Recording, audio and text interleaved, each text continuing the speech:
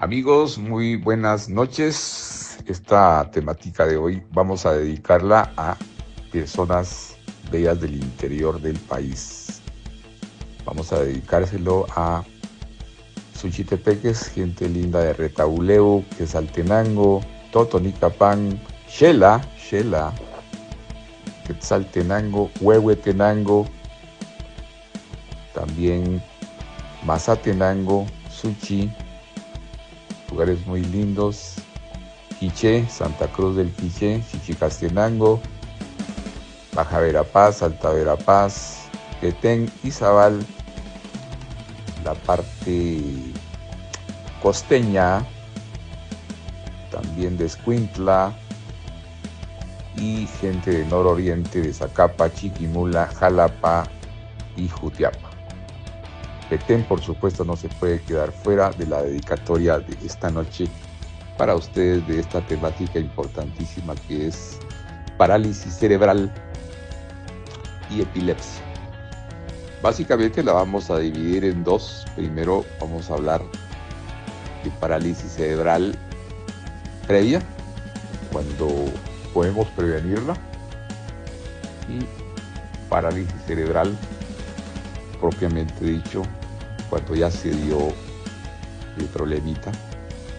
Lo que tenemos que entender en parálisis cerebral es que es una enfermedad del movimiento del sistema neuromuscular que se produce por lo general por problemas en el nacimiento. Muchos lo atribuyen a la genética, otros lo atribuyen a lo más importante, enfermedades perinatales, y por eso es tan importante que se cuide la parturienta, la embarazada. Es importante que se cuide mucho porque esta parálisis cerebral puede dar mucho por problemas perinatales. ¿Qué es problemas perinatales? Lo que se da en los primeros 28 días del nacimiento. Desde el momento del nacimiento, ahí podríamos decir que son el día 0 hasta los 28 días de que vemos básicamente al recién nacido. Esto se le llama periodo perinatal o perinatología, de 0 a 28 días, y aquí es donde el pequeño puede sufrir mucho, puede tener un sufrimiento fetal, asfixia perinatal, trauma de parto. También se puede dar por accidentes cerebrovasculares en recién nacidos, que es frecuente o no es infrecuente. Enfermedades infecciosas durante el periodo perinatal o previo, que puede ser el famoso TORCH, T de toxoplasmosis, o de otros, listerosis, sífilis, R de rubiola, C de citomegalovirus, H de herpes. Esto es muy importante que lo recordemos, porque en este periodo pueden ocurrir estas enfermedades, estas infecciones, y el bebé puede nacer con este tipo de anomalías cerebrales. Entonces es importante, recomendaciones súper importantes, que en la parálisis cerebral la mujer embarazada tenga cuidados de sus vitaminas, de sus prenatales, y cuidarse de infecciones, sobre todo de estas TORCH, que son importantísimas. Vacunarse. Recordemos evitar durante el primer trimestre del embarazo los vicios, el alcohol, las drogas, el cigarrillo. Esto es muy importante para que no vayamos a tener anomalías del tubo neural en el recién nacido.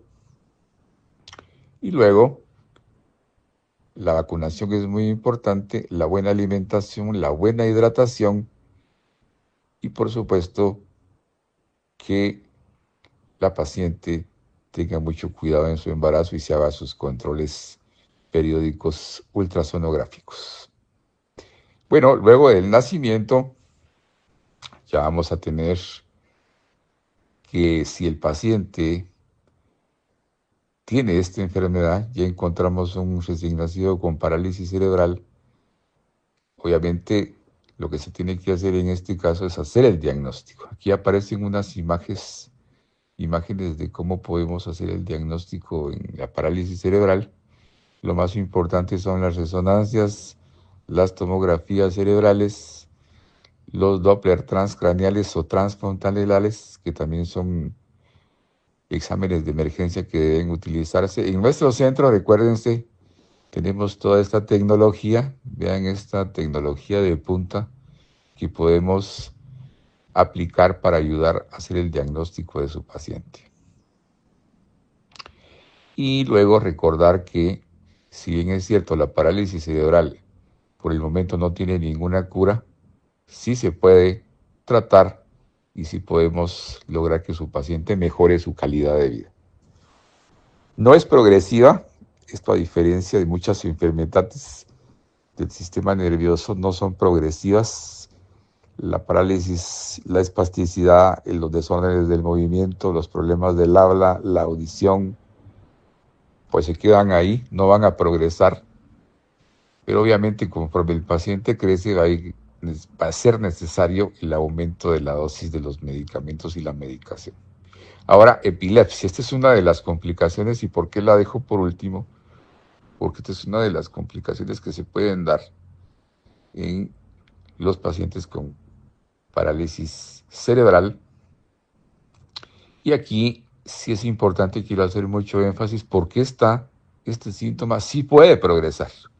Este síntoma vamos a encontrar que debemos tratarlo cuanto antes los médicos, porque vamos a encontrarnos con que el síntoma de epilepsia puede tener progreso. Al principio, si vemos en los trazados de mapeos cerebrales y electroencefalografías, vamos a tener irritación de la corteza cerebral en el paciente con parálisis cerebral. Pero esto, si el paciente no lo trata o si la familia no lo detecta, podemos encontrarnos con el aumento de esta irritación de la corteza cerebral y el comienzo de un foco epiléptico en cualquier área. Por lo general, las áreas comprometidas son el lóbulo temporal, lóbulo frontoparietal, lóbulo frontotemporal.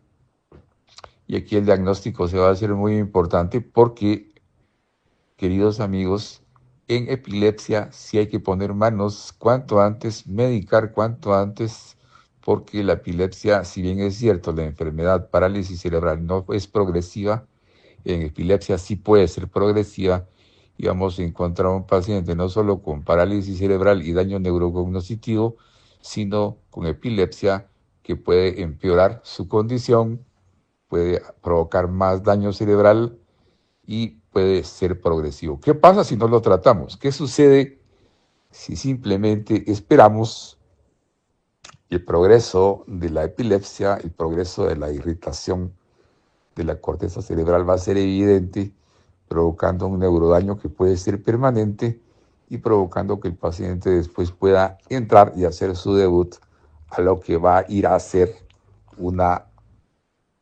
epilepsia generalizada de parcial compleja que puede progresar a una epilepsia generalizada o gran mal. Y ahí lo importante del tratamiento precoz, del tratamiento cuanto antes. ¿Qué tenemos que hacer? ¿Qué podemos hacer con la epilepsia?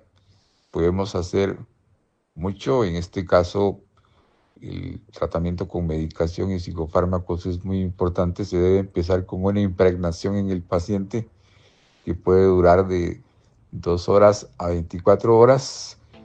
Luego de la impregnación vía intravenosa se debe de continuar con fármacos ya antiepilépticos, 1 o 2 fármacos. Y la parálisis cerebral tiene su tratamiento. Tenemos que usar activadores neuronales. A nosotros nos ha ido muy bien en nuestras clínicas con activadores neuronales.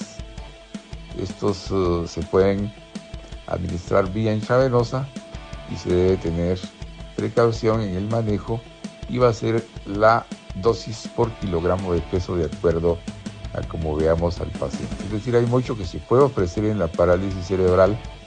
Si su niñito allá en casa está con complicaciones de epilepsia, si su niñito no camina, si su niñito de alguna manera tiene mucha espasticidad, podemos ayudarle a que la calidad de vida de su paciente, de su recién nacido, de su paciente juvenil, pueda mejorar a través de los psicofármacos y a través también de los medicamentos, no solo químicos, sino que de connotación de medicina complementaria y medicina integrativa.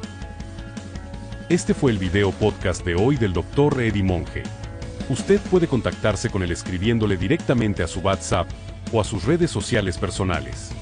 Agradecemos también a nuestros patrocinadores que apoyan este tipo de iniciativas desde Guatemala, México, Argentina y Colombia.